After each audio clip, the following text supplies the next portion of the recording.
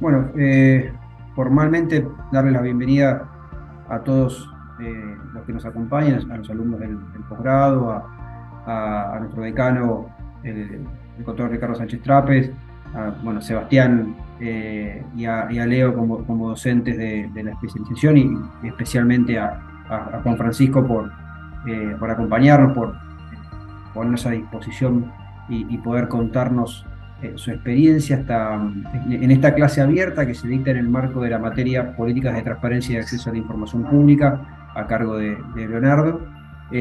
Para nosotros es muy importante poder discutir temas de actualidad como son justamente vinculados a la transparencia y en un ámbito particular que tiene que ver con el sistema de compras y las denuncias, los hechos de corrupción que muchas veces circulan a través de estos espacios, de estas circunstancias. Así que agradecido por poder compartir esta experiencia y también salir un poco de mirarnos siempre el ombligo, ¿no? De mirarnos siempre qué es lo que pasa solamente en Argentina o qué es lo que sucede aquí y poder tener alguna instancia comparada y ver otras realidades. Así que Leo, te cedo la palabra también vos para que puedas presentarlo desde tu materia y nuevamente agradecer a todos los presentes. Bueno, nada, darle las gracias a las autoridades de la universidad, bueno, a Sebastián como vicerrector, a Ricardo como decano de la facultad, y bueno, a Seba como director de la especialización. Juan Francisco, bueno, un poco, me gustaría que haya más gente, pero bueno, le daremos comienzo introduciendo brevemente las credenciales de Juan Francisco Díaz. Juan Francisco es coordinador nacional del Observatorio de Contratación Pública de Ecuador, el OBTCP, miembro de la Asociación Internacional de Derecho Administrativo, AIDA, del Instituto de Estudios de Derecho Administrativo y Social, IDEAS, de la Asociación Mexicana de Derecho Administrativo, AMDA, miembro colaborador del Observatorio de Contratación Pública de España, OBCP, y de la Red Iberoamericana de Contratación Pública, REDICOP. El tema del cual va a hablar Juan Francisco hoy es la corrupción en las compras públicas, la experiencia ecuatoriana. Y bueno, Juan Francisco, ya presentado, eh, puedes dar comienzo a tu clase. Creo que tenés la posibilidad de compartir si tenés una presentación. Gracias. Bueno, primero, gracias por la bienvenida, gracias por la invitación. Para mí es un placer poder compartir con ustedes esta tarde, noche de viernes. Em, no creo que haya convenido mucho hacerlo este viernes, un post partido de Argentina-Ecuador, ya que hay mucha tela y podemos hablar de otras cosas también así de interesantes, pero bueno, le esperaremos al seleccionado argentino también en la altura para ver si corremos con distinta suerte. En todo caso, buenas tardes y gracias a quienes nos acompañan en esta tarde. En efecto, bueno, presentación no la voy a poner, me parece que esto de poder hacerlo un poco más digerible a la charla o a la conversación o a la clase nos va a permitir esa interacción. Así que voy a empezar por donde creo que tengo que empezar. Primero agradeciendo la invitación de Leo Fiscante. Creo que es importante compartir ciertas experiencias que se pueden ir dando en los países de la región para tratar de un tema bastante complicado. Creo que lo que decíamos al inicio, hablar de transparencia, hablar de alguna forma de gobiernos abiertos, siempre nos reorienta al origen de los problemas. ¿Por qué hablar de esto? Pues el origen de los problemas es la corrupción y es ahí a donde yo me centraré, en la corrupción pura y dura. Para hablar de temas que no gustan, para hablar de temas que incomodan y para hablar de temas que realmente, haciendo una analogía, es como cuando un paciente tiene alguna dolencia y presume tener alguna enfermedad y decide o ir al médico o quedarse en su casa y autodiagnosticarse. Entonces puedes llegar a tener una enfermedad mortal como un cáncer, o puedes tener quizás por ahí una fiebre alta producto de alguna intoxicación, pero no sabes realmente a ciencia cierta qué es.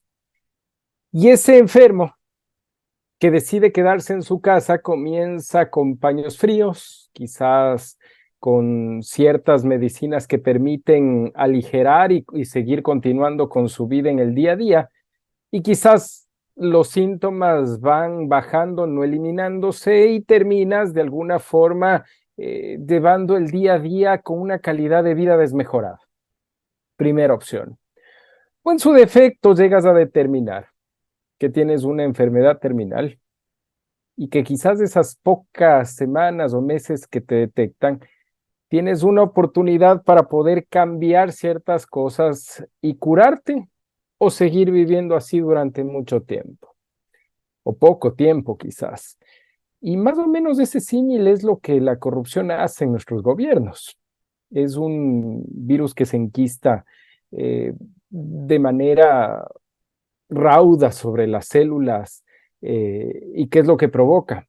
Comenzar a distribuirse por sobre todos los órganos y a cooptar algunos de ellos para comenzar a sacrificarlos. Y en materia de administración pública esto no es distinto. Los distintos órganos que terminan siendo parte de la administración pública van tomando mano también de estos espacios, y estos espacios o estos organismos van afectándose producto de este mal. No sabemos si es que tenemos 1 o 2 semanas más de vida, 1 o 2 meses más, o quizás un par de años. El tema es que tenemos que comenzar a convivir con un virus que ya está dentro, que no suelta las células vivas, ¿no es cierto? Y que quizás pasar a esa migración de comenzar a tener una mejor calidad de vida comienza a volverse un poco más lejana y más complicada a medida en que el tiempo avanza. ¿Por qué esta analogía? Porque así de enfermos están nuestros gobiernos, así de complicada está la salud.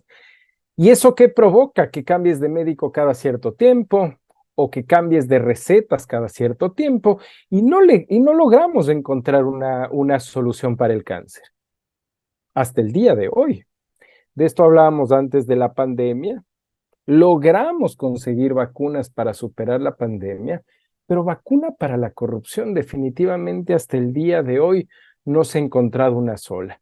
¿Y por qué comienzo con este antecedente? Porque lo que buscamos es soluciones, ¿no? Pero para poder llegar a hablar de soluciones, me parece importantísimo poder hablar del problema. Si es que ya tenemos un paciente enfermo, creo que una de las primeras cuestiones que tenemos que hacer es ir a los médicos. Pero no puedes ir a un médico general. Quizás ya necesitas ir a un médico especialista, y no siempre nosotros tenemos médicos especialistas en la administración pública. Quizás por ahí políticos que saben de generalidades, quizás estadistas, pero gente que realmente sabe cómo solucionar los problemas. En este caso de un cáncer terminal, y es la pregunta que les daría a ustedes. Si tienen este problema, ¿dónde asisten? Cueste lo que cueste, tenemos que ir donde el especialista, el que nos va a decir cosas que quizás no sepamos, quizás que nos incomoden, pero que es mejor saberlo para comenzar a avanzar. Y ese es uno de los primeros pasos. Pero insisto, vamos al origen de los problemas. Y quizás aquí es donde la cosa se pone fea. ¿Y por qué digo fea? Porque este enfermo terminal de muerte ya se llega a enterar que realmente tiene algo metido en su organismo, y que romper eso puede provocar o la vida. Al final del día hay algo que es seguro. Si se llega a enquistar esto de manera profunda, la única opción que nos queda es esa de vivir, o estamos condenados a morir. Y en el tema de corrupción en materia de gobiernos es eso. O nos hacemos a la idea de que vamos a vivir así todo el tiempo y moriremos con esto, o tomamos la decisión de realmente comenzar a arreglar las cosas. ¿Y desde cuándo estamos contaminados? Alguien debería preguntarse en esta primera cita. Y ya pegándonos al tema de la administración pública, Nieto García, en una de sus varias publicaciones, llega a mencionar que la corrupción es una pandemia perenne que acompaña al poder como sombra al cuerpo. Y si regresamos a ver un poco de las historias de los gobiernos a nivel regional, pues nacen con esto. Yo para preparar esta clase revisaba algo de lo que ustedes en historia de la Argentina mencionaba respecto al tema de la corrupción y me encontraba con historias antiguísimas. Tanto es así que por ahí ustedes me corregirán si es que esto es verdad o no, pero que para uno de los puertos cercanos a Buenos Aires se encontraba que en época de la colonia, cuando los españoles mantenían el control de Sudamérica, uno de esos países, la Argentina, pues se había creado un puerto pirata o un puerto alterno, si se quiere, para no tener que pagar tributos a los españoles y lo que se pagaba era una coima por embarcar y desembarcar también. Entonces, ¿por qué traigo los ejemplos del sur de América? Porque he sido invitado a una de estas universidades y que les sean lo más familiares posibles a quienes nos visitan. Entonces, ahí nace la corrupción con los gobiernos y es que trato de hacer sentido con lo que Nieto García mencionaba. Si es que esto nace con el poder y esto nace con los gobiernos, pues es así. Este virus lo tenemos y lo hemos mantenido durante mucho tiempo. Tanto es así que esa incomodidad que nos provoca al menos nos permite respirar, continuar y seguir haciendo las cosas, pero no como queremos. ¿Por qué comenzar por ahí, con los antecedentes? Porque esto no es de ayer, no es del gobierno anterior, no es de la década anterior, esto lo venimos acarreando a lo largo del tiempo. Y como toda enfermedad, mientras más rápido se actúa, más posibilidades hay de salvar al paciente. Y en este caso vamos tarde, ¿ya?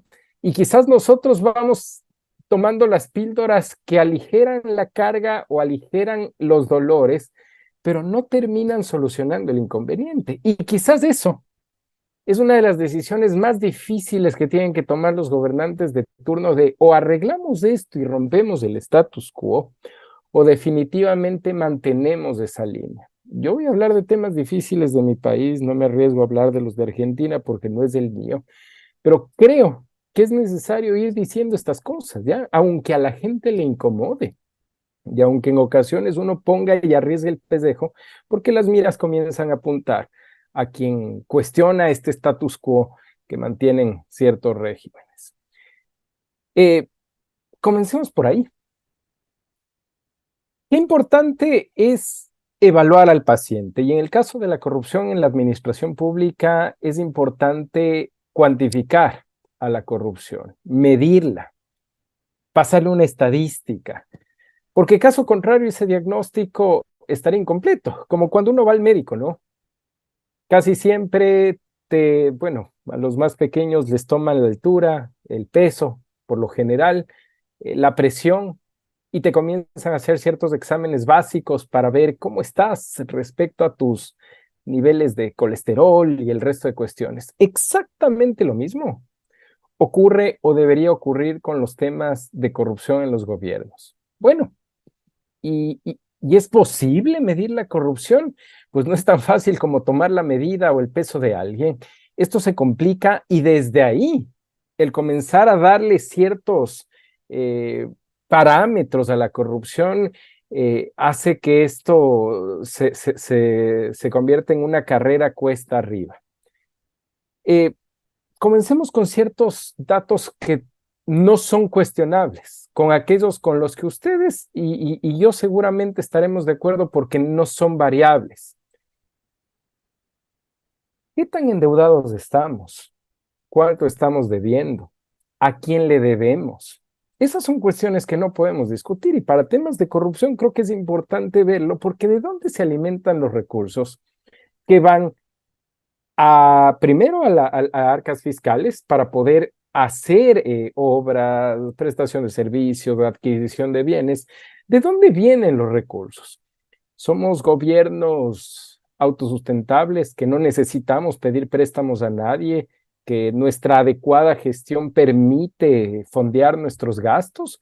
¿O somos de aquellos que llegamos año a año a aprobar presupuestos generales del Estado que requiere de un endeudamiento para poder cubrir nuestros gastos? Pues somos más de los segundos.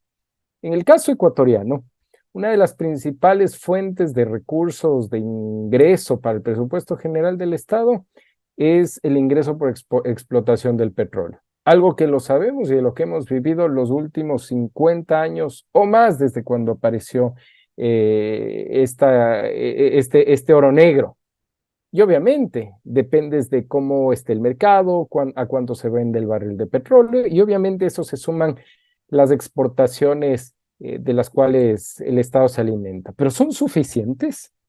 Exportas banano, exportas cacao, exportas camarón, y quizás esos son los datos no cuestionables. Esta es la parte en la que vamos a tener que estar de acuerdo, sí o no. Pero insisto, el análisis y la pregunta es, ¿son suficientes? Y en el caso ecuatoriano definitivamente no. Entonces, ¿a qué recurres? Principalmente y no únicamente a la deuda con multilaterales, a la deuda externa. Y en el caso de Argentina ocurre igual, la deuda pública. ¿En cuánto estamos endeudados al día de hoy? Estamos hablando en el Ecuador de 50.000 millones de dólares como deuda externa. Si no estoy mal, y según las últimas noticias en Argentina, estamos hablando de 400.000 millones de dólares de deuda pública. Quizás ustedes me corregirán ahí, pero ya llegamos a esos montos. Y si ves las estadísticas y el índice, comienzas a ver que tanto Argentina en primer lugar y Ecuador en segundo lugar son de los países de la región más endeudados y que más deuda pública mantienen. Y uno dice, bueno, ¿recursos faltan?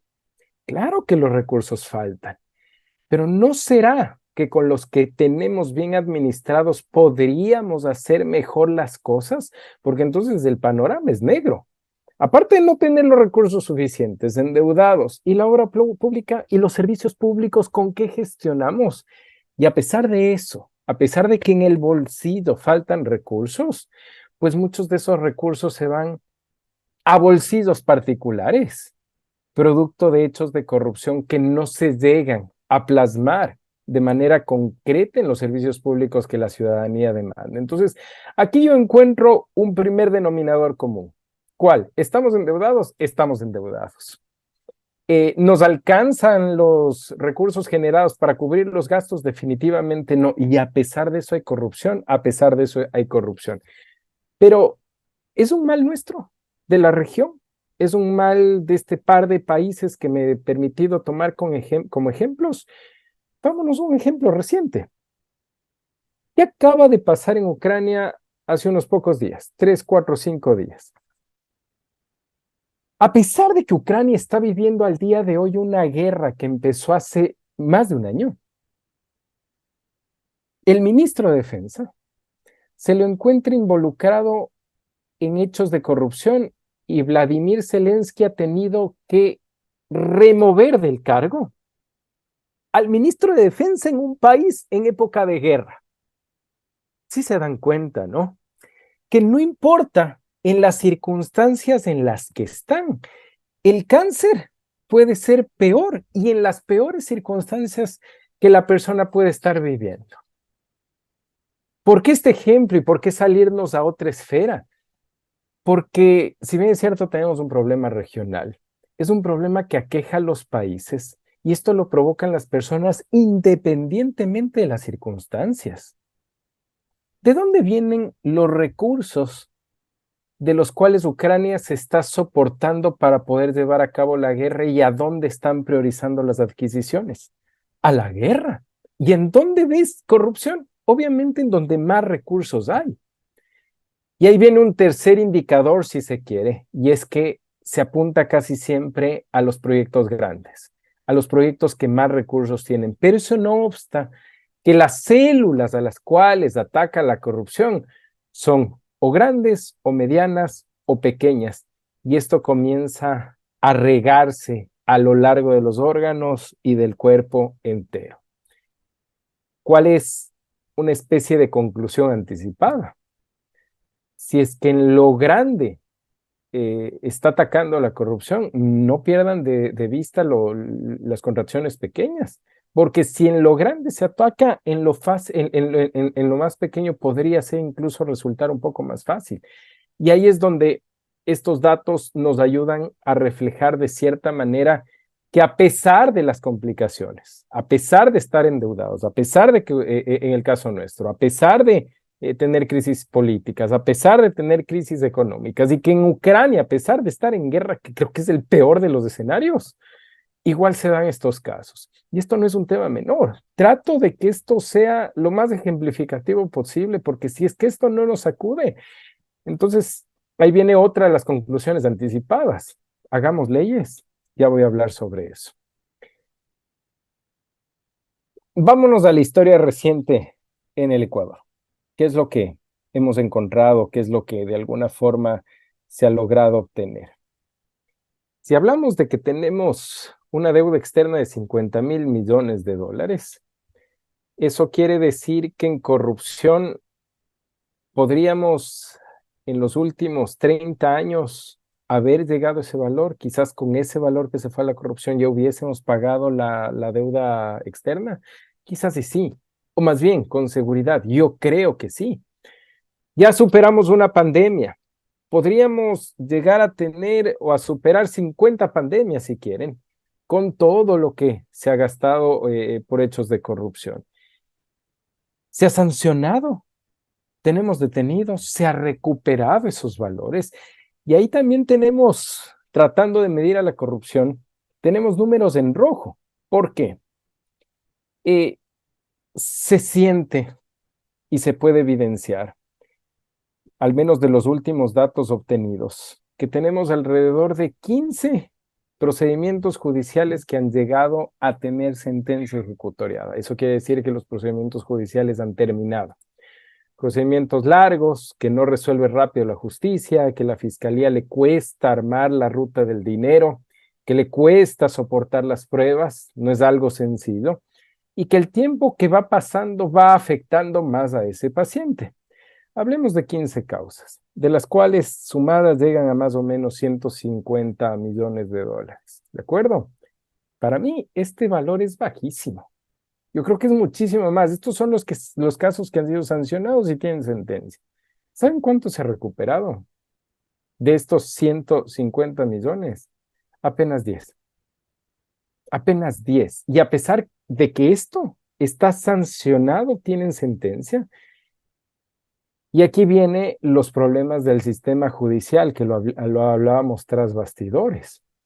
¿Qué tiene que ver esto dentro de la justicia? Pues estamos hablando de administración pública, de gestión pública, de contratación pública, pero ¿en dónde se corrige esto? Y quizás ese es uno de los males, hablando de las soluciones, hablando de transparencia. Es importante medir la contratación pública. Si apenas 15 casos han llegado a sentencia y apenas el 6.5% de esos valores se han recuperado, veamos al menos si es que hay detenidos. Y ves gente que se defiende en libertad, ves gente que se acoge a baja de penas, ves gente que por su condición o por algún alegato ha presentado para poder hacer prisión domiciliaria. Tenemos un adecuado sistema de justicia, un adecuado sistema de penas que al menos provoque que quien comete este tipo de actos de corrupción lo piense dos veces del rato de cometerlos. ¿O hay una especie de impunidad en el momento de sancionarse? El Ecuador vive hoy por hoy una crisis gravísima de seguridad. Dejemos de lado un poco la corrupción porque se pasó a segundo plano literalmente. ¿Y por qué la inseguridad se ha apoderado de ciertas ciudades? Es porque detienen a alguien, la justicia pone medidas sustitutivas ante un delito cometido efectivamente, y a la semana siguiente o a las 2 semanas las mismas personas están cometiendo los mismos delitos. Eso es impunidad, definitivamente, pero ¿es culpa de quién? ¿Del sistema judicial? Es que el sistema judicial echa culpa ¿a quién? ¿A quién? Y comienzas a darte cuenta que esto escala y va más allá del tema de los gobiernos y que esto va mucho más allá incluso de la esfera de la contratación pública o de los partidos políticos y que se mete en tema de de sistema judicial y termina en el tema del narcotráfico también y de delincuencia. Entonces, comienzas a asustarle al paciente que no solamente tiene cáncer, que tiene otro tipo de enfermedades que están provocando que ese cáncer se convierta en una enfermedad mucho más difícil de llevar. Así de crítica es la situación, así de crítica es la situación. Y nosotros tomamos paliativos. Día a día, semana a semana, con el afán de sentirnos mejor y por ahí viene una victoria de la selección argentina, comienza bien el mundial y la gente se queda tranquila, porque entonces es ese respiro que todos necesitamos para encaminar las cosas. Llegará el martes y sucederá algo parecido, ¿no es cierto? Y trataremos de ganar de visitantes, en nuestro caso el local, otro aliciente para la gente. Pero a las 2, 3 semanas que pasa esta efervescencia, ¿a dónde pasamos? Pasamos a los inconvenientes reales de la vida real. En nuestro caso se nos acercan elecciones, de una muerte anticipada decretada hace unos meses y que adelantó las elecciones. Y en el caso de ustedes entiendo que están por las mismas, que estamos a pocas semanas, entiendo, de ir nuevamente a las urnas. Entonces vivimos una realidad bastante parecida, donde comienzas a ver, bueno, ¿y por dónde está la luz al final del túnel en medio de todo esto? Y esto es política pública. Entonces no podemos hablar de contratación pública y de corrupción exclusivamente, porque esto trasciende, como acabo de tratar de demostrarles, a otras esferas. Hemos medido la corrupción, hemos intentado hacerlo. Llegar a tener números ciertos, se han creado incluso unidades para poder detectar esto. La Procuraduría General del Estado ecuatoriano en 2020, producto de los hechos de corrupción de la pandemia, incluso llegó a crear una unidad de recuperación de activos, exclusivamente que se dedique a recuperar los recursos perdidos por temas de corrupción. De acuerdo, no tenemos datos ciertos. Lo que sí sabemos es lo que no hemos recuperado, quizás lo que sí, pero eso es el todo. ¿Cuál es la conclusión? Y quizás en eso un estudio que recién salió en Argentina termine coincidiendo conmigo. Les dejo el dato. Yo pensaba encontrar un poco más de contenido y la conclusión es más o menos la mía, ¿no? Esto de medir la corrupción es difícil y así lo van a encontrar. Es un estudio reciente que me parece que es del mes pasado, que lo elabora el PNUD con la Oficina Anticorrupción del gobierno argentino. Pablo Sofietti, el quien lo elabora, y esta es la conclusión. Necesitamos irle dando estándares, pero la certeza de cómo medir la corrupción no está en una receta establecida, pero estos intentos de alguna forma ayudan a poder sumar a que el paciente se sienta algo mejor, al menos saber su diagnóstico. Avanzando, y una vez que hemos fracasado en este primer intento por medir la corrupción, al menos dejar ciertos estándares, ciertos datos, comenzamos de alguna forma a sentir la corrupción. ¿Eso se puede medir? Pues Transparency International ha tratado de venirlo haciendo los últimos 15 años al menos, y nos da un ranking que se denomina así, ¿no? Perception Transparency Index, o en español es esta percepción de la corrupción en este ranking que mantiene esta organización internacional, y comienzas a encontrar un denominador común.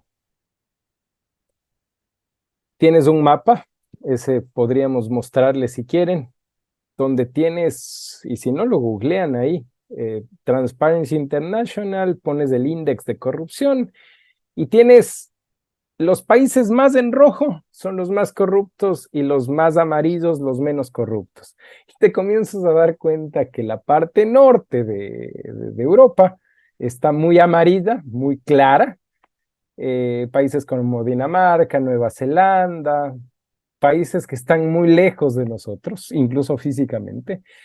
Y los nuestros se parecen muchísimo y tienes 2 marcas amarillas, pero es que resalta en el mapa. ¿Quién está fuera de esta catalogación de países no corruptos, que son la excepción y la minoría en la región?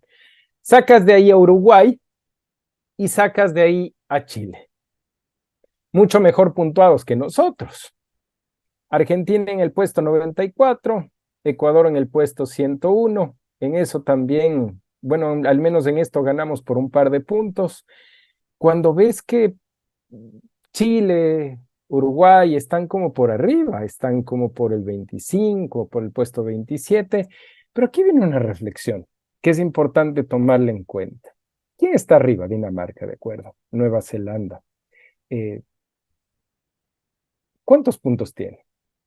Ves que tienen 83, ves que tienen 89, ves que tienen 90. ¿Ese es el tope máximo? Yo no creo que Transparency International haya elaborado un índice que el tope o la mejor nota sea 90. Definitivamente tiene que ser 100. Y esos países tienen 100 puntos. O incluso estos países que están en el top de los países más transparentes no sufren de corrupción. Y comienzas a darte cuenta que entonces esto de la corrupción es un virus como aquellos que se convierten en cáncer o aquellos de esos virus con los que convive el ser humano toda la vida, pero que en algunos casos terminan siendo apenas el 10% y en otros casos terminan siendo como nosotros el 100%, el 150% y estamos desbordados de corrupción. Entonces, lograr eliminarla y por ahí vamos atando medidas con medidas en el sentido de buscar estadísticas y medidas para poder salir de esto. ¿Eso quiere decir que vamos a lograr extinguir la corrupción? No, ni Dinamarca lo ha podido. Y aunque sea un tema marginal, como suelen decir en nuestros países, es un tema aislado, es difícil eliminar ese virus, pero amenorarlo definitivamente. Entonces vamos con la línea clara.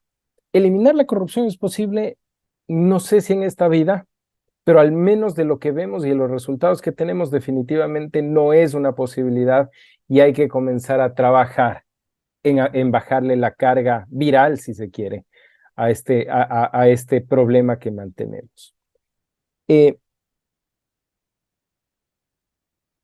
Hablemos de los órganos. Y en nuestro caso hablamos del corazón, en nuestro caso hablamos del hígado, en nuestro caso comenzamos a hablar de los pulmones, de aquellos casos, o de aquellos órganos más bien, donde es más fácil vivir o donde es más fácil que si es que te llega a atacar este virus terminas muriendo. Acuérdense lo de la pandemia, ¿no? Este enemigo invisible que se metía en los pulmones, que no te dejaba respirar y que no sabías cómo contrarrestarlo. Pues más o menos esto es así, no lo ves, no lo sientes y por ahí algún momento llega y estás detectado.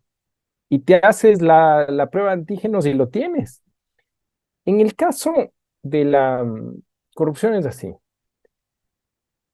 ¿Quién debería y quién es el primer llamado, el primer órgano a poder combatir esto?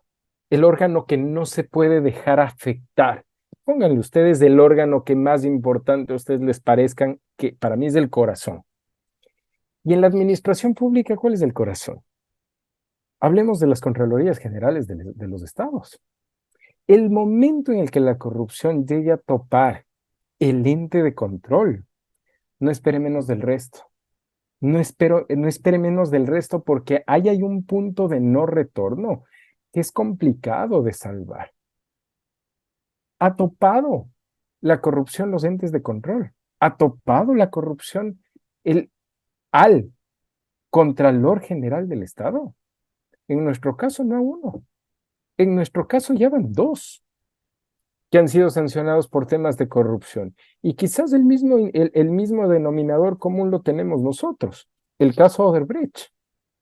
Comienzas a darte cuenta que fue en toda la región, que atacó no solo a los entes compradores, sino a los entes de control para poder cerrar el círculo. Y quizás el Contralor Pollitt en nuestro caso, el Contralor Celi, que fueron procesados por temas de corrupción, terminen siendo el Gustavo Gentili de Argentina, por ejemplo, donde comienzas a ver que la dinámica termina siendo igual. Entonces comienzas a hablar entre pacientes y dice, ¿y a ti te duele esto? Sí, y a ti también. Entonces comienzas a darte cuenta que no importa a qué organismo o en qué país estés, la corrupción termina afectando de la misma manera. Y aquí el corazón ha sido afectado. Si es que el que controla la gestión de los gastos públicos hace una especie de peaje porque salgan buenos resultados de esas auditorías, eso permite cerrar adecuadamente el procedimiento y que la corrupción campee. Cuando esto debería ser totalmente distinto, ¿no? Debería ser más bien todo lo contrario, que los entes de control sean los que combatan, los incólumes. ¿Y a quién sientas ahí? Se supone que tiene que ser una persona parte de conocedora del sector público, definitivamente tiene que ser alguien que mantenga cierto nivel de preparación, de ética también y de forma de actuar, que si es que no puede sostener o contener esto, estamos realmente perdiendo el corazón. Y esto termina siendo gravísimo. Ya si hasta ahí no hemos podido evidenciar de lo grave que resulta convivir con este virus, ¿a dónde tenemos que recurrir? Nos quedamos en la casa, nos autodetectamos, nos medicamos nosotros mismos y llega alguien de afuera a decirnos que definitivamente estamos mal, que si seguimos así nos vamos a morir. ¿Quién ocupa ese lugar en el caso nuestro? Los organismos internacionales. Recuerden que hablamos hace algunos minutos de quién fondea los recursos para poder soportar los presupuestos generales, pues ellos. Y al final del día, ¿qué te dicen? Bueno, si es que le voy a pedir, le voy a prestar recursos y usted va a operativizar eso por vía de contratación pública, gran parte de estos recursos, pues al menos demuéstreme que está lo suficientemente preparado y tiene un marco normativo para hacerlo de manera adecuada, digo yo. Eso no harías tú si es que prestarías recursos a alguien más, para que tengas al menos mediana certeza de que te va a regresar ese recurso.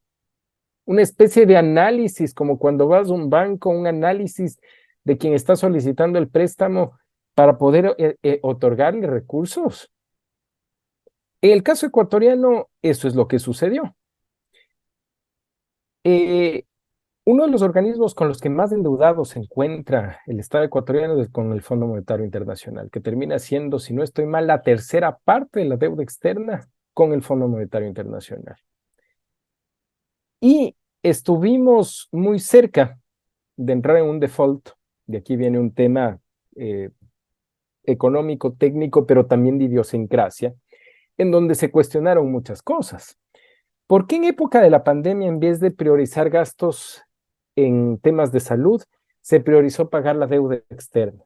Y esa fue la decisión que el ministro de turno le tocó tomar, ¿no?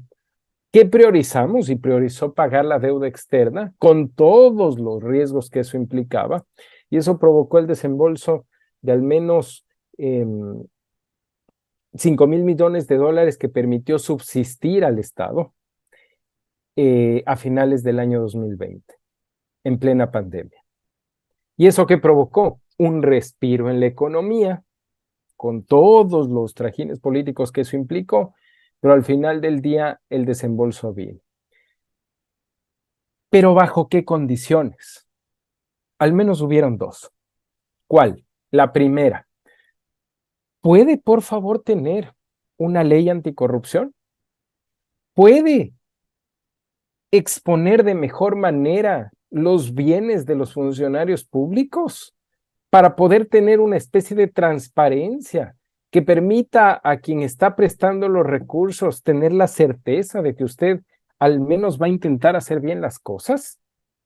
Claro, los que han trabajado con multilaterales saben que esto pasa de un por favor a una exigencia, y cuando estás pidiendo recursos, esto se trata de un tema urgente. Caso contrario, no llegas a fin de mes y no llegas a fin de año.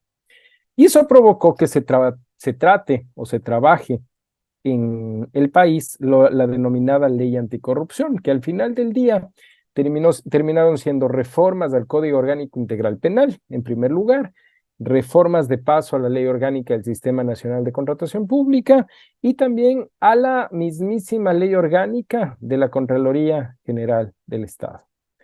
¿Tratando de hacer qué? Tratando de que se intensifiquen y se perfeccionen la tipificación de los delitos que giran en torno a materia de corrupción, como son el peculado, el cohecho, la concusión, el enriquecimiento ilícito, el tráfico de influencias, el instigar a cometer tráfico de influencias también, todo lo que gira alrededor de corrupción.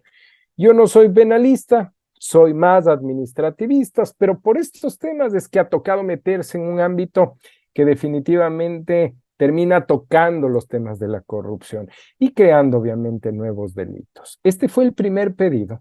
Y en un tiempo récord, sabiendo las urgencias que existían, aquí, cuando hablamos de recursos, no hay bandera política.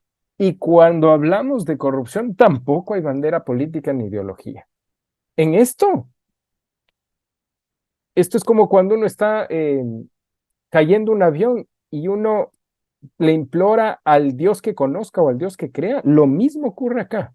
No importa la bandera política cuando están faltando recursos o en el momento de cometer actos de corrupción. Esta parte pasa a un segundo plano. Se lo tramitó en tiempo récord en la Asamblea. ¿Y qué es lo que atacaba ya precisamente en materia de corrupción?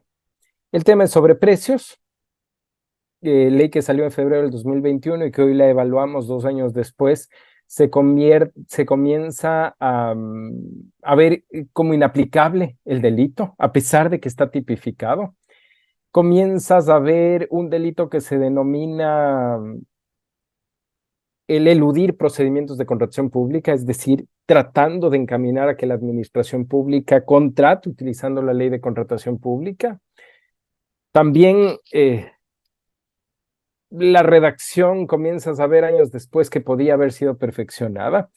Comenzaste a crear requisitos, como por ejemplo un requisito que hasta el día de hoy no se cumple, que todo procedimiento de contratación, previo a contratarse siquiera, previo a lanzarse en el portal de compras públicas, cuente con un informe de pertinencia y favorabilidad por parte de los entes de control. ¿Qué es lo que hemos hecho? A todos, incluso a los procedimientos de emergencia. ¿Qué es lo que se ha hecho? Tratar de lanzar el problema más adelante. El primer año, ¿qué es lo que se hizo? Solamente, por favor, no tenemos capacidad para poder reaccionar, solamente para aquellos que superen el $1.000.000, ¿de acuerdo? El segundo año igual, y pateamos el mismo problema. Y ahora que llegamos al tercer año, pateando el problema, lo pateamos a medias. Entonces, saben que ya no revisemos la de 1 millón para arriba, revisemos al menos del $500.000 para arriba, ¿de acuerdo? A pesar de tener disposición legal expresa, comienzas a darte cuenta que muchas de las disposiciones legales en materia anticorrupción se convierten o se han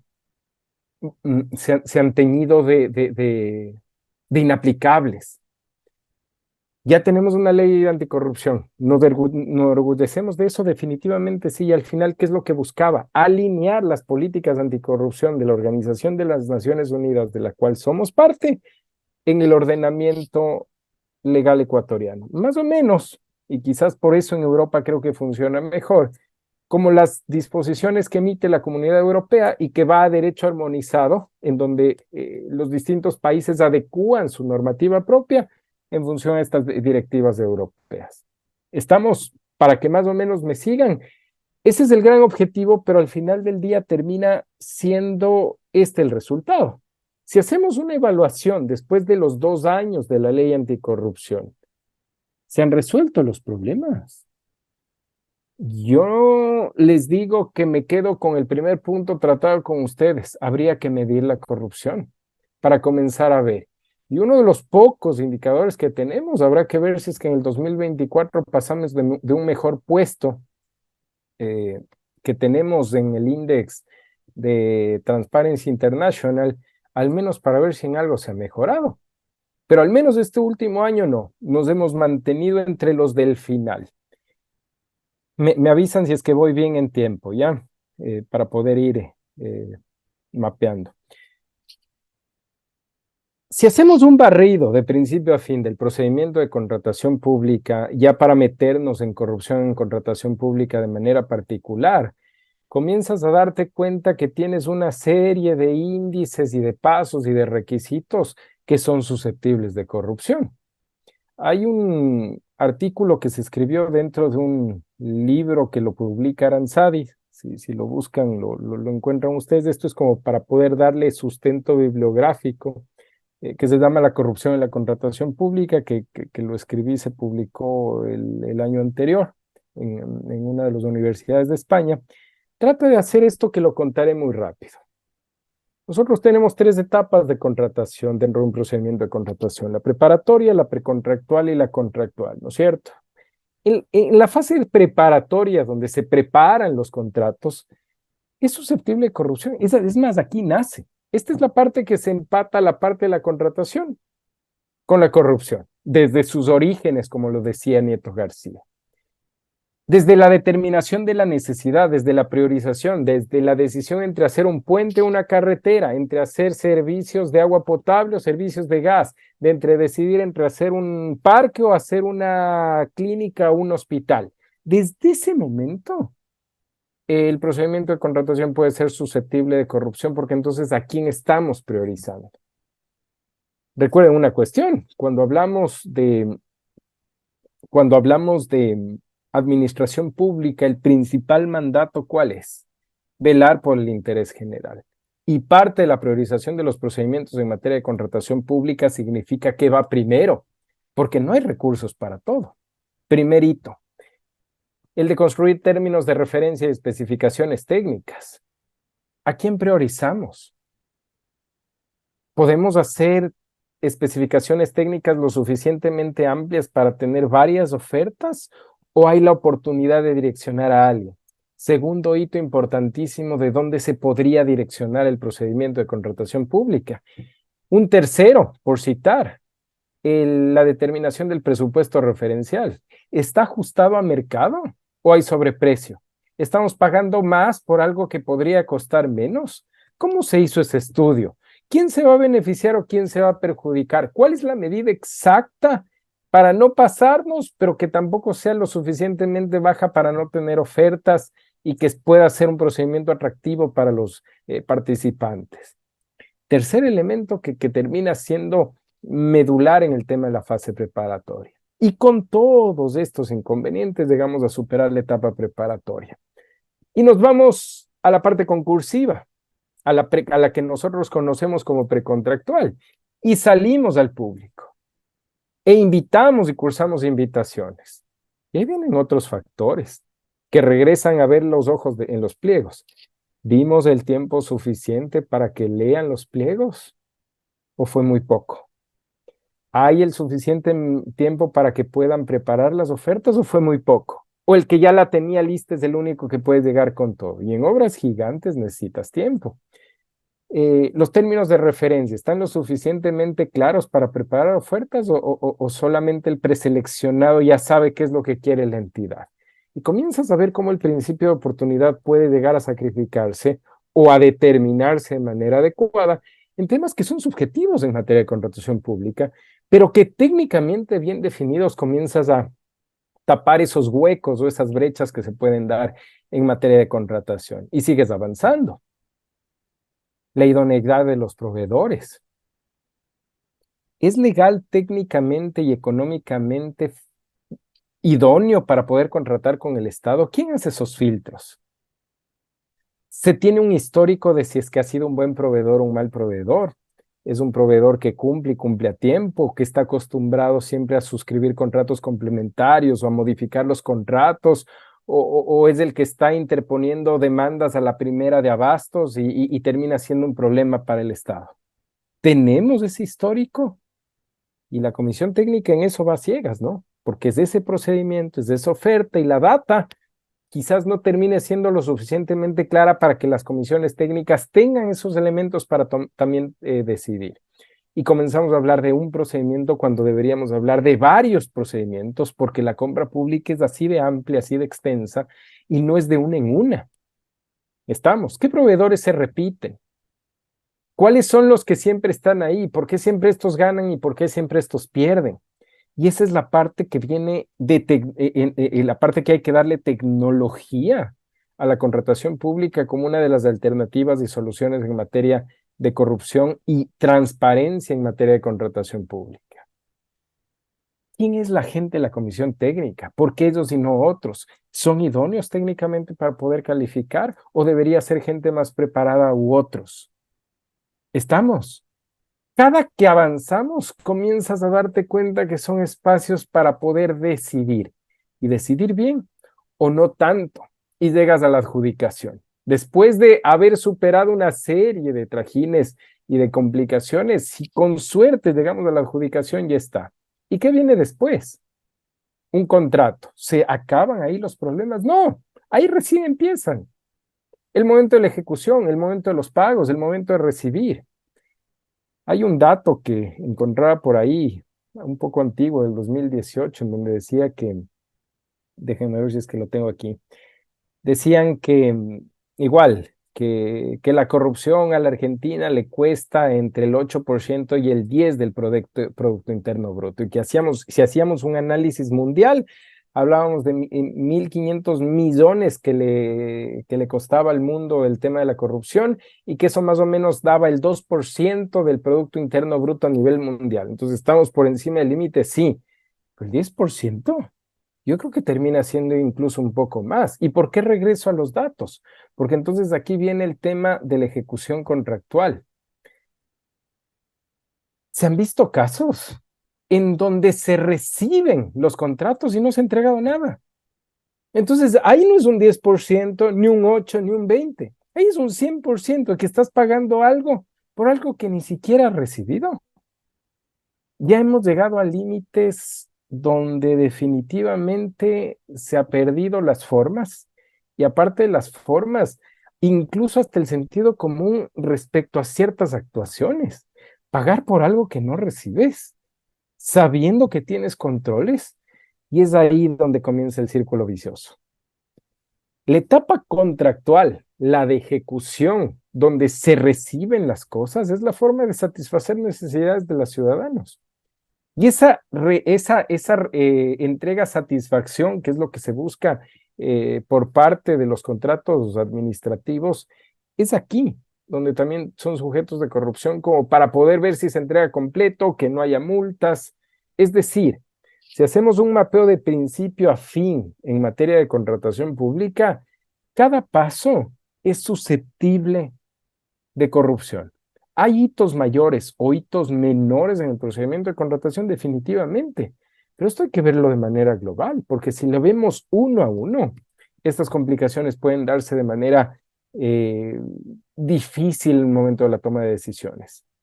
Si se dan cuenta ahora por qué no mucha gente le gusta contratación, por qué no mucha gente decide meterse en este ámbito, porque hay que tener hasta cierto punto cierta vocación, pero también conocimientos para decidir bien. Si esto en manos de conocedores es complicado, imagínense en manos de gente que no lo conoce muy bien, decidir sobre esto. Y luego vienen ciertas consecuencias que obviamente terminan judicializándose y por ahí tenemos algunos casos. ¿Cuáles? ¿Dónde se destapa esto en la era reciente tratando de encontrarle un origen? Yo encuentro al menos dos, quizás y coincidimos en eso con ustedes también. El primero, el tema de Odebrecht. Es uno de los casos más sonados, regionales y que puso cara a la corrupción. Estamos hablando del año 2016, 2017. Y salgámonos un momento de contratación pública. El caso FIFA Gate también, donde terminaron cayendo peces gordos de verdad en el fútbol. Y hasta recién leímos otra noticia, porque no es que en el 2016 paró. Ustedes que les encanta el fútbol, ¿es verdad o no que la Liga Boliviana de Fútbol está suspendida porque se ha detectado partidos arreglados de manera previa y eso tienen suspenso y en una para obligatoria el campeonato boliviano de fútbol. No me crean a mí, vayan a las noticias. Entonces comienzas a darte cuenta que nos olvidamos de ciertas cositas, pasa el tiempo y volvemos a las mismas. Ese quizás fue el detonante, uno de los primeros hitos. Después, en nuestro caso, ¿qué es lo que terminó afectando como una especie de segundo momento, segunda ola? Así como el FIFA Gate y ahora lo que comenzamos a escuchar con el tema del fútbol boliviano. En nuestro caso fue también la pandemia. Así como como Ucrania en la guerra, comienzas a detectar corrupción. En la peor época de la pandemia en Ecuador, detectabas actos de corrupción. Y a pesar de que la gente no podía movilizarse, por ahí ustedes tenían el ASPO y el DISPO, creo, ¿no es cierto? Estas restricciones, algún rato hablamos de empleo público, por ejemplo, y hablamos de todas estas disposiciones que se dieron para que la administración pública pueda en algo contener los embates que tuvo el virus. En este caso, en materia de contratación pública, a pesar de que no podía salir, había gente que se exponía para poder vender medicamentos en precios exorbitantes, traficar con mascarillas, en la peor época de la pandemia, en la peor época de la pandemia. Por eso es que no nos sorprende lo de Ucrania. Es una noticia más, cuando es algo que debería ponernos los pelos de punta. En el caso nuestro, es una película para Netflix, que ahora ya se la cuenta un poco normal, pero no es normal. Aquí la realidad superó la ficción definitivamente. Una persona, no quiero hacerle famosa, es la que le ponen nombre a la corrupción, entonces comienzan a investigarle y es el que tramitaba los contratos en los hospitales y ya le estaban persiguiendo y en época de la pandemia donde nadie podía moverse, peor tomar un avión, le dejan tomar un avión privado, se embarca con 2 o 3 personas más hacia el Perú, tiene alguna falla técnica el avión y en la frontera con Perú llega este avión a estrellarse, de lo que se saben todos vivos con excepción del capitán, la policía peruana llega a detenerle. Su hermano con $50,000 en la maleta que no podía justificar, vivos todos, llegan a traerle a territorio ecuatoriano para que rinda cuentas. Con el pasar del tiempo al día de hoy, está libre y apelada la sentencia por parte del implicado. ¿Qué tal?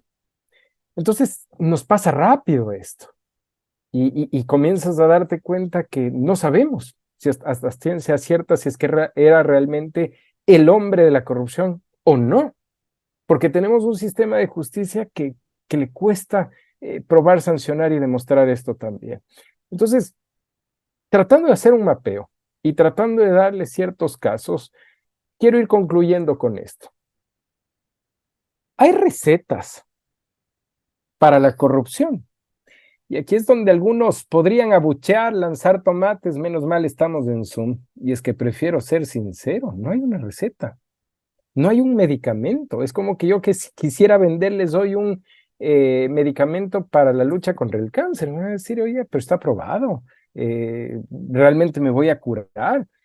Pues no hay una receta, yo creo que hay varias. ¿Y saben cuál es el tema?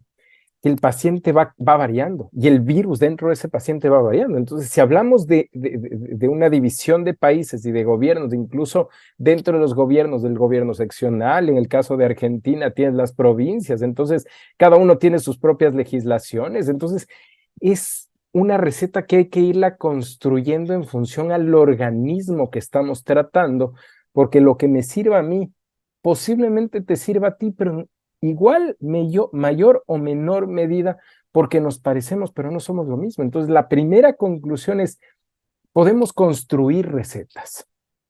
Tener una receta para poder corregir esto, difícilmente. Segunda cuestión, y creo que ahí hay que irle poniendo el check a esto. La corrupción se cura, y yo creo que ya lo dije al inicio. Curarla al 100% difícilmente. Pero llegar a tener un rango de tolerancia donde casi ni se la sienta ese dolor, creo que a eso al menos deberíamos apuntar. ¿Quién debe tomar estas decisiones? El paciente. Y es que si tenemos autoridades que realmente la quieran encarar, o puede traerle problemas porque romper un status quo va a tener sus complicaciones, pero alguien va a tener que hacerlo. ¿Qué hacemos en materia de contratación pública? Claro que hay recetas aquí también. ¿Qué parte es la complicada? La complicada termina siendo un exceso normativo que lo tenemos aquí en Argentina y en los países de nuestra región, donde se hace difícil hacer contratación pública. Y en Argentina es hasta un poco natural, porque sales de la provincia y ya tienes otra regla, sales de la provincia y ya tienes otra herramienta tecnológica, sales de la provincia y ya tienes otra autoridad simplemente. Entonces, esa dificultad que no la tenemos nosotros, pero el exceso normativo sí, porque acá lo que haces es variar, hace que este control no sea el mismo. Entonces, el exceso regulatorio, la enorme cantidad de pliegos, la poca claridad de esa extensa normativa hace que sea el ecosistema perfecto para cometer hechos de corrupción en materia de contratación pública, cuando esto, mientras más simple y más sencillo, es mejor. ¿Qué es lo que hizo Francia, por ejemplo? Tratando de irnos un poco más lejos. Tienes una ley de 100 artículos, sin reglamento, sin normativa secundaria, sin nada, y con esa trabajamos. Simple, sencilla, que la entiendan todas y que no haya proveedor o por ahí ciertos funcionarios que quieran malinterpretar la norma. Clara, precisa y concisa. Y con eso trabajamos. Es difícil llegar a eso, por supuesto, porque necesitas un nivel de madurez de los funcionarios, de los gobiernos. Y quizás termino con esto.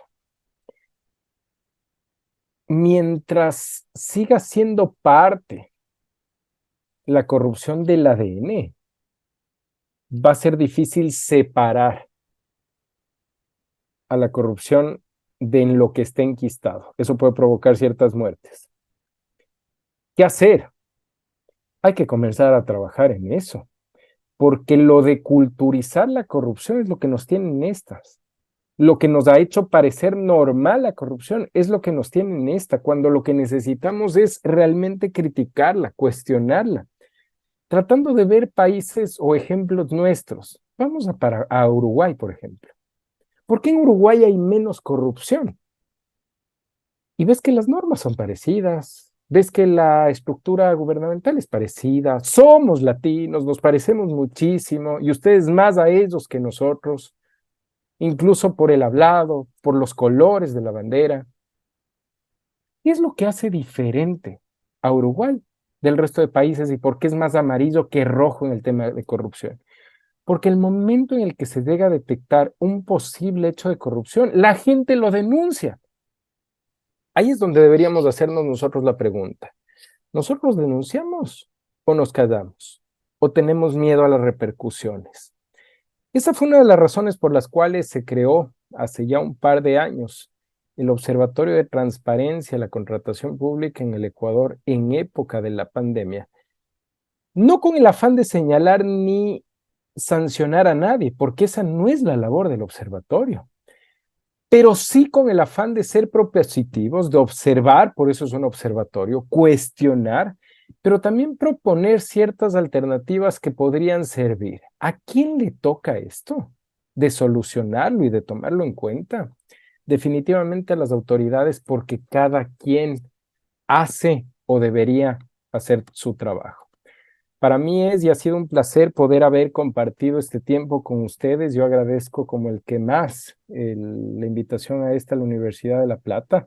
Para mí siempre va a ser una oportunidad el poder intercambiar este tipo de criterios con ustedes y espero de todo corazón que lo que podamos conversar aquí y que se abra el debate pueda realmente terminar cayendo en tierra fértil, porque si hay algo que nos une es esto, y es las soluciones las que debemos comenzar a construirlas. Agradecerlo a Leo Fiscante también por esta invitación y pues si es que hay preguntas, este creo que es el momento.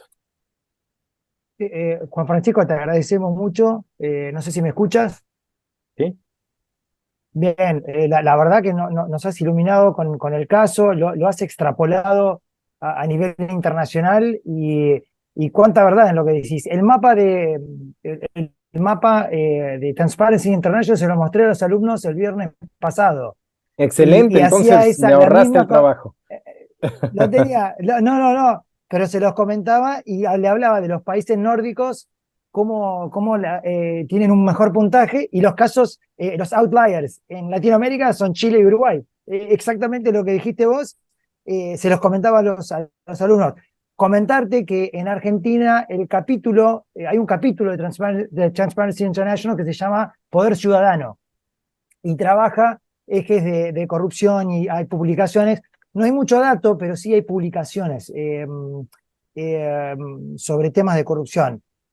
Bueno, nada, de mi parte satisfecho. Le quería así abrir el debate a ver si hay algunas preguntas, si los alumnos, alguno quería hacer alguna pregunta. Acá Julieta pregunta, la voy a leer yo la pregunta: ¿qué rol juega o puede jugar la ciudadanía en los procesos de control de la compra pública como complemento de los organismos institucionales? De acuerdo, bueno, ahí yo creo que terminé dando una de las salidas. En el caso ecuatoriano, nosotros tenemos una que se denomina la Ley de Control Ciudadano y Participación Social. Es más, en la estructura del gobierno, este es el denominado quinto poder, donde aparecen las organizaciones que se dedican al control y a la transparencia. Una de estas, el Consejo de Participación Ciudadana, cuyos miembros se escogen por votación popular. Este Consejo de Participación Ciudadana tiene a cargo al menos, o más bien varias formas de control social. En materia de contratación pública, hay dos que se han potenciado, incluso en el reglamento, la ley orgánica del Sistema Nacional de Contratación Pública ecuatoriano aparece el hecho de que se impulsen a los observatorios y se impulsen a las veedurías a ese control ciudadano. Entonces, desde la parte dogmática, tienes estas dos herramientas. Un observatorio que lo que hace es observar la política pública y obviamente hacer ese acompañamiento y seguimiento a la entidad observada desde lo macro, desde lo general, desde la política pública. Y tienes las veedurías que ya son creadas para temas específicos, para un procedimiento específico, para una obra específica, para una área específica. Existe. En Argentina no me animo a poder compararlo con algo, más bien ustedes ahí son los expertos. Pero en el tema pragmático, porque suena bien, ¿no? La ley prevé, hay observatorios, aquí está alguien que lo representa, tienes veedurías, pero vamos a la parte práctica. Si hay cierta apatía de los ciudadanos respecto a esto, ¿por qué? Porque lamentablemente, muchos de estos espacios se han llegado a politizar. Me refiero a los observatorios, me refiero a las veedurías. Y ahí es cuando se malutilizan estas herramientas de control ciudadano versus algo que debe ser eso, ciudadano, buscar el interés común. Si es que llegamos a superar esta etapa de que no se politicen estos mecanismos de control social, viene la otra parte de la apatía que les decía. El ciudadano no recibe una remuneración por esto, es un trabajo, es una labor que se realiza sin remuneración. Esto es una especie de vocación la que uno realiza y no siempre están dispuestos a hacerlo. Y peor, a asumir las consecuencias que esto implica. En eso es en lo que hay que pensar, en cómo estos organismos de poder ciudadano y de control social se los puede potenciar de cierta manera con el afán de que realmente terminen resultando adecuados. Digamos que llegamos a superar el tema de la apatía y en primer lugar el tema de que no se politice. Y llegamos a construir observatorios y construimos veedurías. ¿Qué es lo que se viene? Revisar la información y preparar los informes. Son obligatorios de cumplimiento para las entidades que los reciben. Y ahí es donde queda una especie de sí nos dijeron, pero al final decido yo. Entonces termina siendo un control social cojo, un control social limitado, donde puedes decir muchas cosas o hacer muchas cosas, pero no terminas teniendo el bagaje completo para poder hacerlo. Quiero decirlo con muchísima honestidad, porque así creo que tienen que decirse las cosas, sirven, por eso estamos haciéndolo, pero comienzas a encontrarte con limitaciones también, que hay que impulsarlos que hay que motivarlos definitivamente, sí, y que tienen que tomarse en serio. Caso contrario, los gobiernos están desaprovechando una oportunidad importantísima y sobre todo sus autoridades por este o desconocimiento o que me importismo de querer hacer las cosas. Creo que hay otra.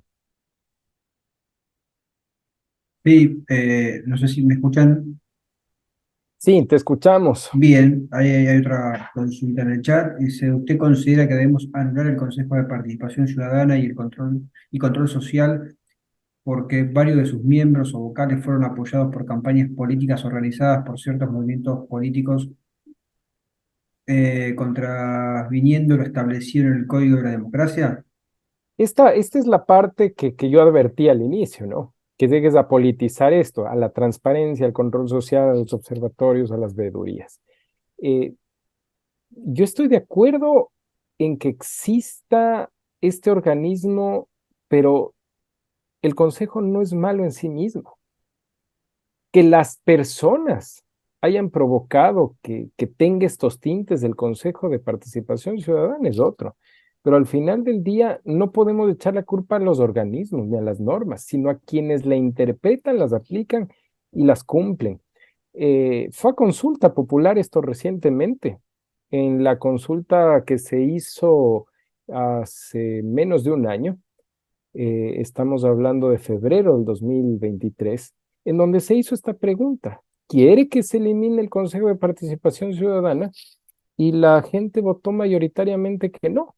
Entonces, ¿yo cómo me puedo oponer a una mayoría que ratifica que debe existir un Consejo de Participación Ciudadana, ¿no? Creo que eso es importantísimo, tomarlo en cuenta y que esto ya fue debatido, tanto es así que fue a consulta popular y que ganó el no.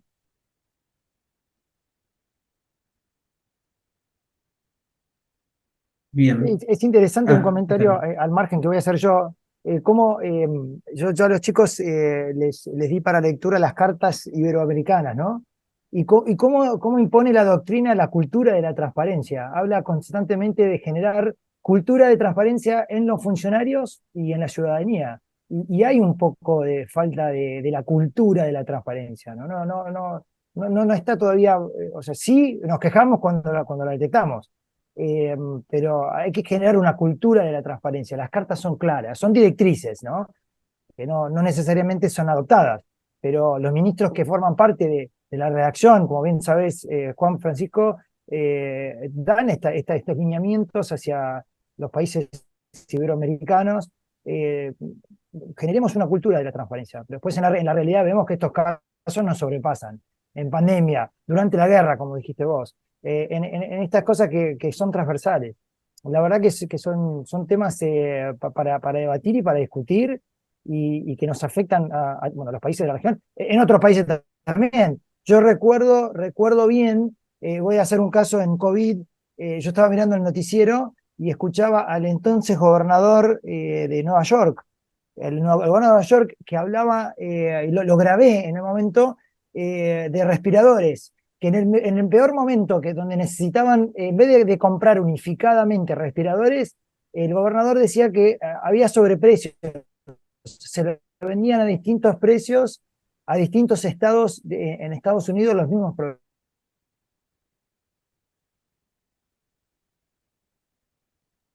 Lo perdimos, me parece, ¿no? Sí, Bien, ahí está Ahí, Leo. ahí está, no sé si se terminó de escuchar lo último. más o No, menos. más o menos. Que, que en el caso de Estados Unidos, el gobernador durante el COVID hablaba de sobreprecios en la venta de respiradores de un estado al otro, cuando el gobierno nacional podía, después te lo voy a compartir, y fue un caso de el proveedor en momento de crisis en Estados Unidos, países del primer mundo, con problemas de sobreprecios. Y que, bueno, en fin, sobreprecio es corrupción. Lo comparábamos con España, consultábamos igual con profesionales, es que hay sobreprecio. Y ojo, el sobreprecio en sí mismo no es un delito, porque lo que puede provocar el Claro. sobreprecio es el mercado mismo, donde una mascarilla puede costarte en condiciones normales quizás unos 50 centavos de dólar, pero en época de crisis como que es la que tuvimos, llegaron a costar 10, 15 dólares una mascarilla. El objetivo y lo difícil es detectar, bueno, es un sobreprecio producto del mercado, de la realidad, una demanda excesiva versus Tal una cual. poca producción, o a la inversa, es un sobreprecio provocado para a sabiendas pagar algo más por algo que definitivamente cuesta menos. Este tema es difícil, ¿ya? Es complicado, pero ese es el que afecta a la corrupción también en la administración pública. Gracias, Leo. Sebastián, vos querías hacer una intervención.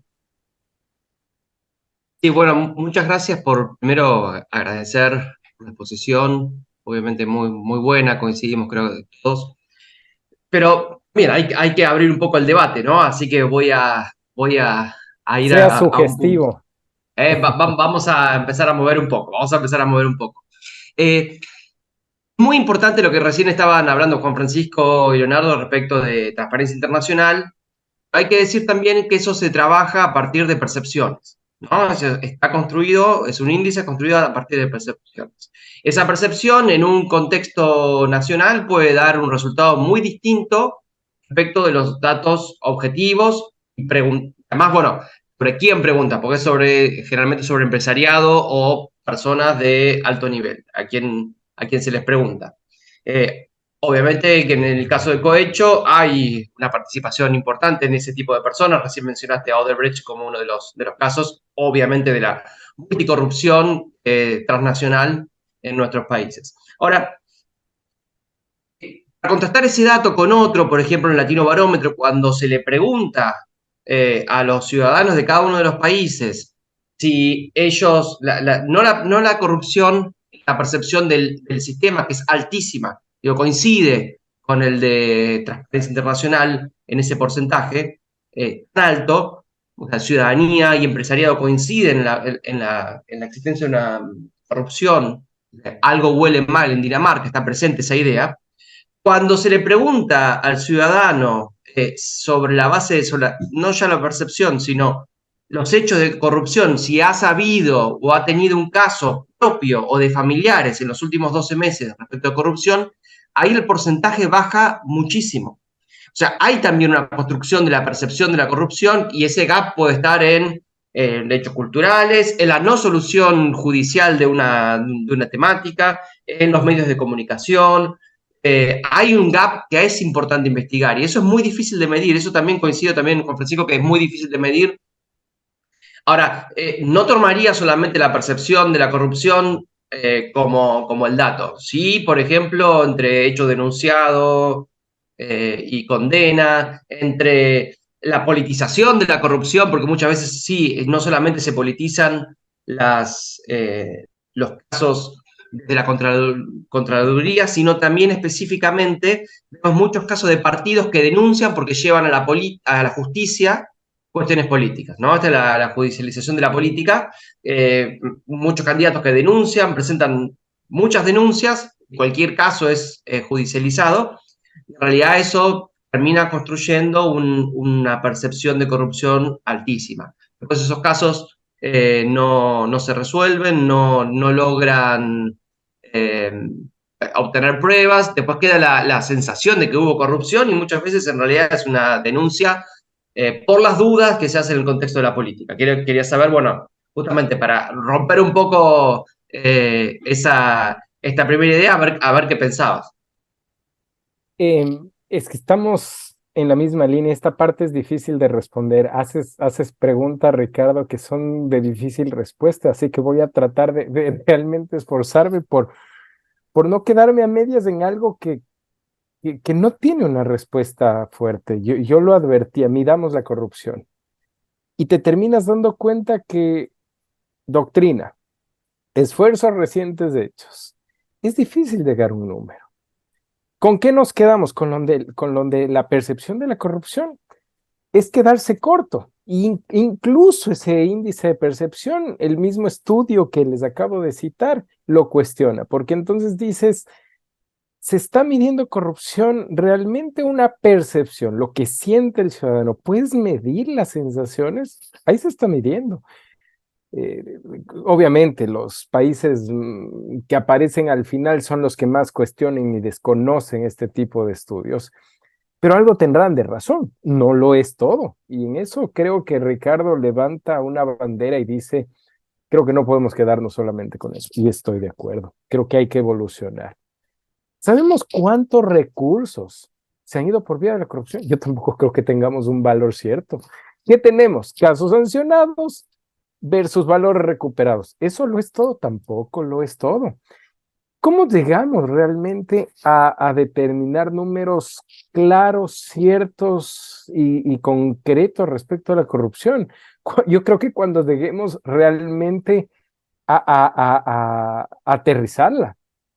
Tan es así que no podemos medirla porque aquí viene el aforismo, ¿no? De que lo que no se mide no se puede mejorar. Y si no le estamos midiendo bien, ¿cómo podemos mejorarla también? O corregirla o extinguirla. Entonces, tratando de comenzar por ahí, yo te digo, ahí tenemos un primer problema. Midamos la corrupción, cuantifiquemos la corrupción, eh, hagamos un balance, un análisis de la corrupción. El observatorio ha hecho ciertos intentos por hacerlo, pero se queda corto incluso por falta de información. Hay alguien que no muestra, hay alguien que no lo enseña todo, entonces medir se vuelve más difícil, partiendo desde ahí. En el resto de cuestiones que tú mencionabas respecto bueno, qué hacer respecto de esto y cuáles serían las alternativas, yo encuentro, les digo, recetas particulares y creo que hay que comenzar por algo, ¿no? Yo creo que sí hay que comenzar a hacer ciertos ensayos. Estructuralmente han habido muchísimos y en eso nos parecemos. Nosotros también tenemos una Secretaría Anticorrupción, lo que es la Oficina Anticorrupción en Argentina. ¿Pertenece al gobierno central? Pertenece al gobierno central. ¿Qué se ha hecho? Y podemos hacer una especie de filosofía y estudios en materia de corrupción, pero ¿se la combate? ¿Se la enfrenta? ¿Se la denuncia? Perfecto? En la justicia, ¿se ha llegado a determinar casos insignes? Los dos peces gordos, y quizás esta es una conclusión que adiciono con esta sugestiva pregunta de Ricardo. Se ha escrito en materia de corrupción un montón. Tenemos desde los orígenes, y quizás me quedo con un caso de ejemplo que podría servirnos. Estábamos hablando del fútbol en Bolivia, ¿no? No sé si ustedes recuerden, pero hace unos 20 años por lo menos había un alcalde de La Paz que es Ronald McLean. Él estudió, tuvo la suerte de hacer sus estudios en Harvard y tenía un profesor que es el que le dirigió la tesis.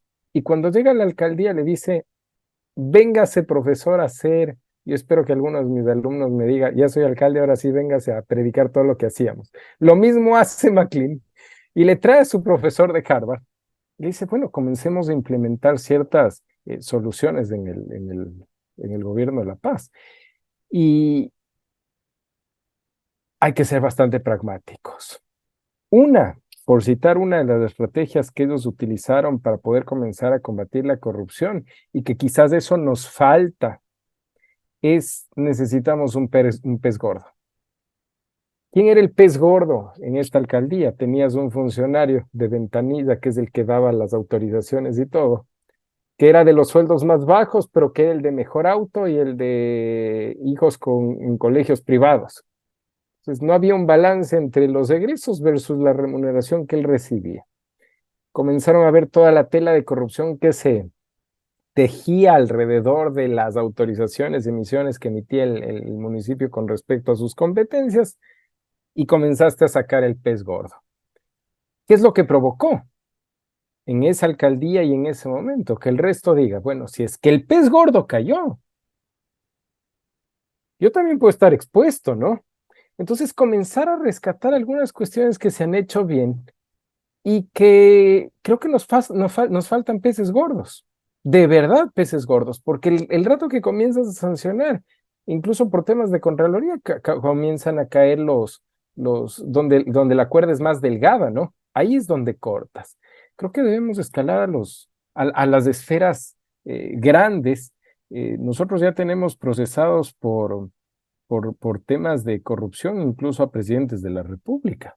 Entonces, eso de que nos ha faltado peces gordos, me refiero al tema de que sean sanciones ejemplificadas, porque sanciones han habido, pero ¿en dónde están? ¿Están realmente sancionándose sus penas o cumpliéndose sus penas? Y esta es la parte en donde se comienza a discutir también. Y hay que regresar a ver la región. Yo nunca me quedo en el país, porque este es un problema de la región.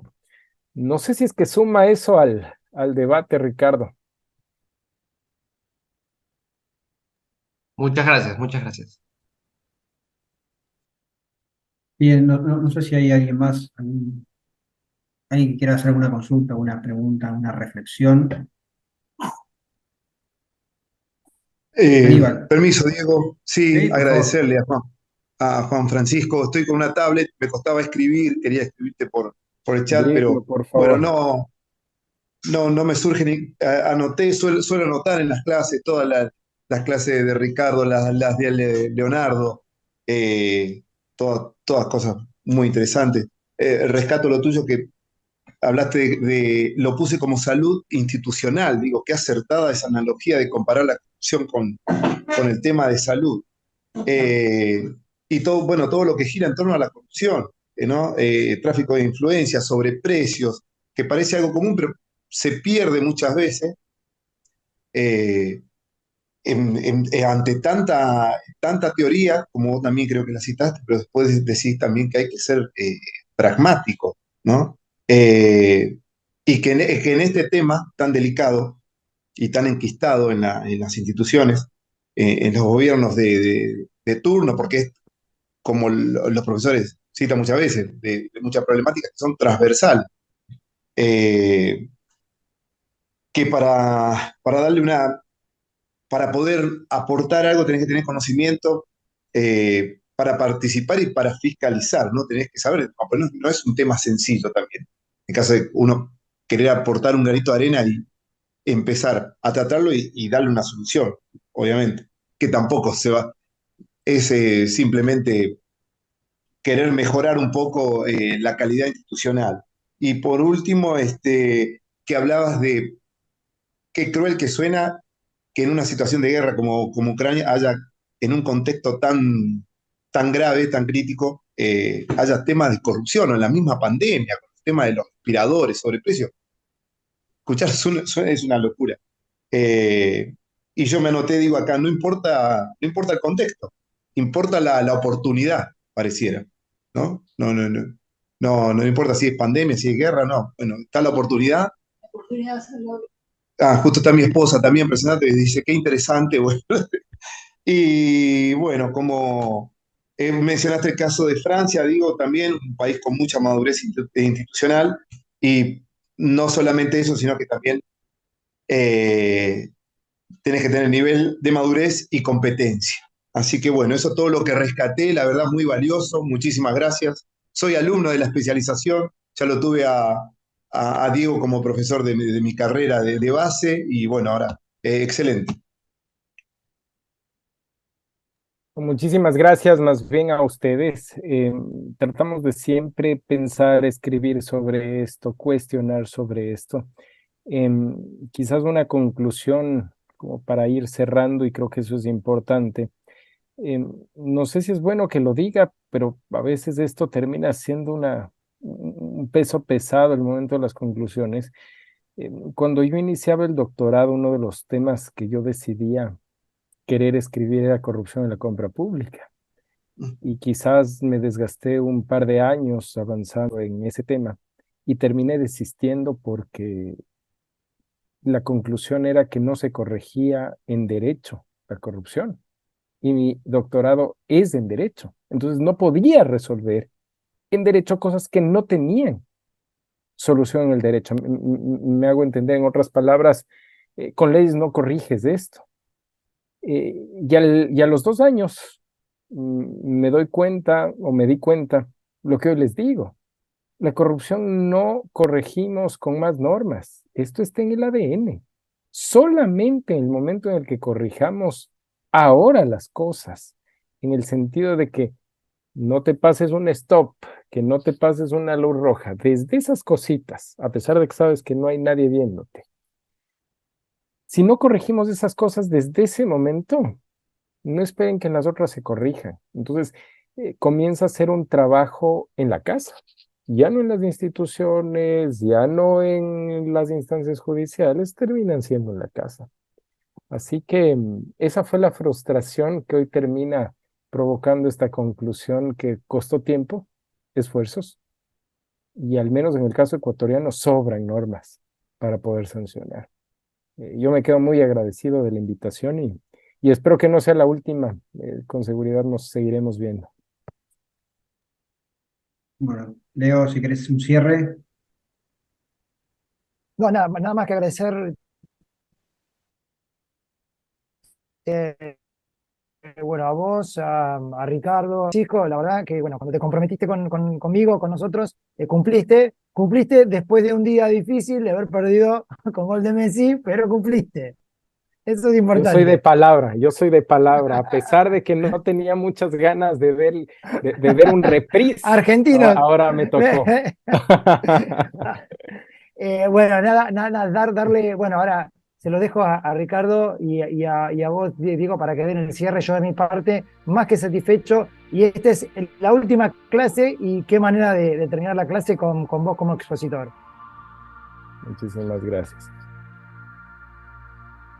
Bueno, no, yo de vuelta, renovar el agradecimiento y obviamente que invitado las veces que tengas ganas de contarnos cosas y te vamos seguramente a convocar para alguna otra jornada. La verdad que es un tema Y apasionante. que venga Argentina, Sí, que venga Argentina porque hay asado. Yo tengo sí, prometido sí. asado. Sí, eso no va a faltar. Diego cocina muy bien. Estás en deuda, estás en deuda, Leo. Sí, tenés que venir. Estás Así invitado. Gracias. Sí, por supuesto, por supuesto. Agradecer de vuelta a las autoridades de la facultad, de la universidad por el acompañamiento del espacio, a los alumnos por estar, a los presentes. Y bueno, a seguir trabajando en estos temas que nos apasionan y que nos gustan tanto, a seguir produciendo, escribiendo e investigando. Así que bueno, de vuelta, gracias a todos y bueno, despedirlos y serles una buena noche.